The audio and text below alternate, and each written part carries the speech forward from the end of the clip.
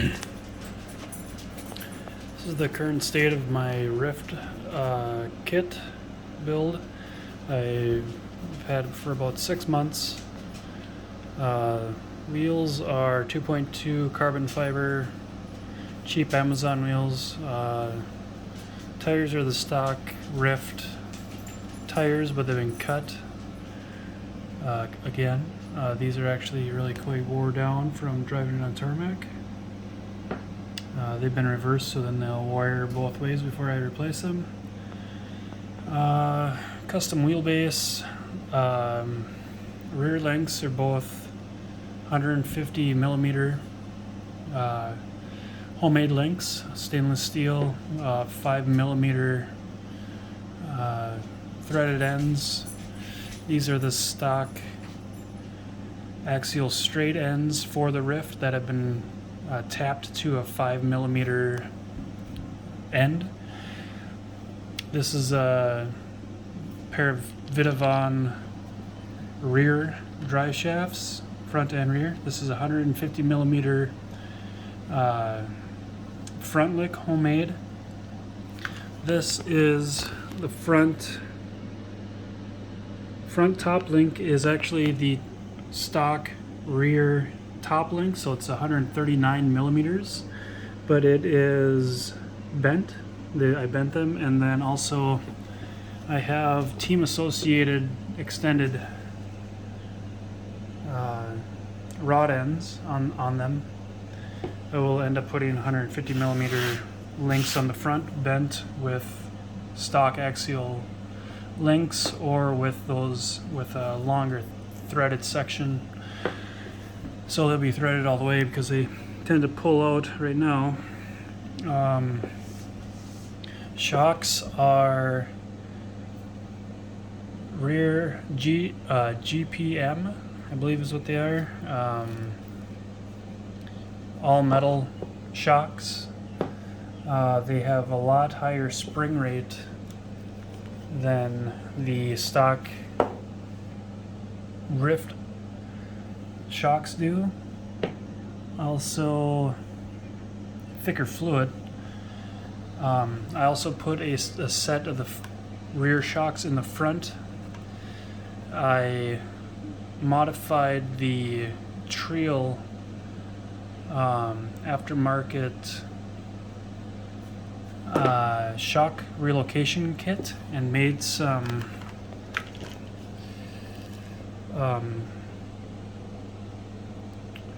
homemade aluminum adapters, so I can have the shock pin in line with the rear or the bottom.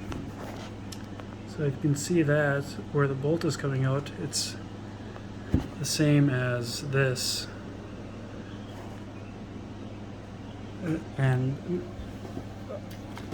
the reason for that is to get more angle to the shock, so I can run a longer shock with the longer lengths or longer wheelbase and lower the center of gravity, because it would be quite tall if it didn't have that.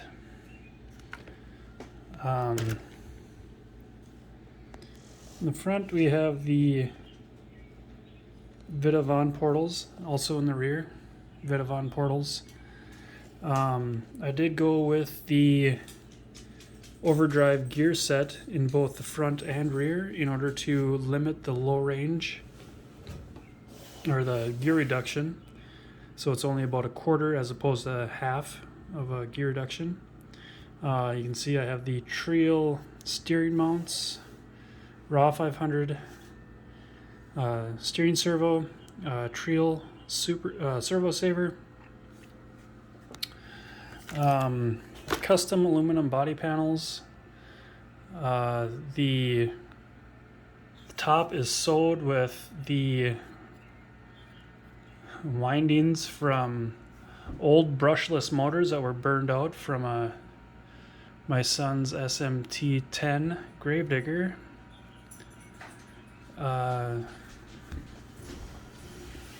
Don't have the side panels on right now, but we'll put them on soon again. There's a front grille. There's wheel wells I made as well. Battery tray has been relocated, obviously, but this is still to enclose the rest of the engine bay. Two-piece hood. Actually, three-piece, I suppose. This was the first piece that I made. And then I built the hood scoop, which was round, but then it has taken some damage. And then the third piece is this, which is attached to the underside, but kind of closes off the rest of the hood.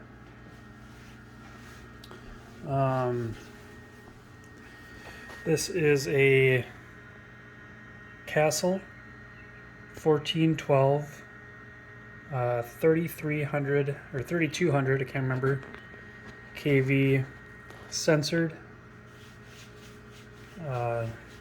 brushless motor, and then the Copperhead ESC 4S battery pack, soft. This is a 6200 milliamp battery pack. Obviously it cuts to mount. I don't run the body or the interior. Oh, I pulled this out the wrong way. There we go. This is just a simple tray that I made. This is just prototype Mark 1 of a tray that I'm going to use for 3 and 4S battery packs. This is a stock axial transmission yet. If I go with the Trail skid plate and transmission housing, I will upgrade to a 1515, I believe it is, Castle motor, probably a Mamba X ESC, and probably run 6S. So then I'll run a 3S here and a 3S along here. So another thing that I made was a homemade servo winch, and that is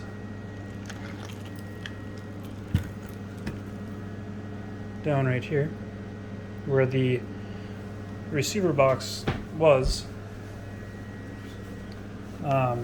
It's a homemade, so it's an internal winch or an internal spool that I made from one of the first Spectrum servos that I had for my son's SMT-10 Gravedigger. So just 2 bolts here holds it on the majority of the plate. This is homemade, obviously, and then this mount here ties into this mount here, which shores up the front of the winch so it does not move. It is solid as it gets. And then this is just the inner winding of a length of paracord. Overall, I think the wheelbase is roughly I want to say 17.5 inches. It's not as wide as it usually is. I have these carbon wheels don't have the same offset as the original wheels that I had for it, which were some really narrow 25 millimeter Endura beadlocks that I really did like on here, but they were very narrow. And with the stock foams, when you would turn on anything that had any kind of traction, the wheel would just fold right over. So one of 2 things that I've done to kind of help alleviate that is I did put the hair buns in the wheels in order to stiffen them up. They're quite a bit stiffer than the stock foams, and also wider rims. But the wider rims did end up being a little narrower. They used to be to where you could see the whole portal exposed, so the offset was much further out. Other than that, the cage is a combination of the stock. This is the stock kit cage, the gray. The black is obviously our replacement sections. It follows into the back here. And then I cut the original rear section off. I did get a pair of new sides with the back, and then I made a razorback or racerback aluminum panel. That's in a different video. Another thing is it does have the Trio front link mounts, front and rear. In order to sometimes I run a sway bar, most of the times not. I find that with the portals and with the longer wheelbase, this baby doesn't have a whole lot of torque twist anymore until you put in 4S and high range. Then it is, you know, super quick. I also have the Trio rear shock mounts, which are nice because it has the outer and inner mounts as well as 4 positions as opposed to just the 2, which is nice for, you know, this longer wheelbase. I like having a fair amount of angle to the shocks. So things that have not been done to it that will be done eventually are obviously another set of tires for the back, but I will probably just put the front tires on the back, cut the new set like this. These ones are cut to be more of a chevron style or a paddle, so I cut this lug, and that only left this and this and this, these 3 lugs here, so it makes a V pattern. And these have been reversed because of the amount of drifting and donuts that have been done on pavement. I'm sure there's more things that I'm missing that just small detail things, but this is significantly different than just a stock Ryft. This is my first RC car, hobby grade, that I've had since I was a child, I suppose. And yeah, just kind of ran with it, I guess. So yeah, there's a front end's been cut for more droop. You can see there's a fair amount of the battery tray that's been removed. And then also I found that cutting the bottom brace for this X here helps with that a little bit too. I still don't get full droop, but I usually don't end up bottoming out with these really stiff shocks. Eventually I will take these shocks apart and probably drill more holes in the valves in order to make it compress faster. Yeah. Other than that, tell me what you like, if you like it, and anything that you've done to yours that makes it unique or that you've done to improve the performance of it that's not generally seen. Thank you. Bye.